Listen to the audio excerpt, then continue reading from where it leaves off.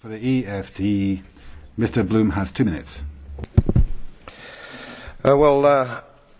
Commissioner, Mr. President, I rise again, I'm afraid, to make the same old hoary speech that I have been making here for several years, and that is, it is my opinion that you do not really understand the concept of banking. All the banks are broke. Bank Santander, Deutsche Bank, Royal Bank of Scotland, they are all broke. And why are they broke? It isn't an act of God. It isn't some sort of tsunami. They are broke because we have a system called fractional reserve banking, which means that banks can lend money that they do not actually have. It is a criminal scandal, and it has been going on for too long. To add to that problem, you have moral hazard, a very significant moral hazard from the political sphere.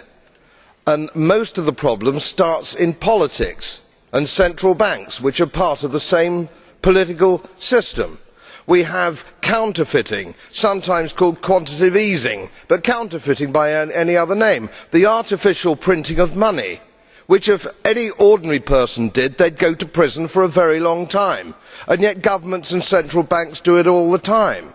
Central banks repress the amount of interest that rates are, so we do not have the real cost of money. And yet we blame the retail banks for manipulating LIBOR. The sheer effrontery of this is quite astonishing. It is central banks that manipulate interest rates, Commissioner. And plus, underneath all this, we talk loosely, in a rather cavalier fashion, do we not, about deposit guarantees. So when banks go broke through their own incompetence and chicanery, the taxpayer picks up the tab. It is theft from the taxpayer.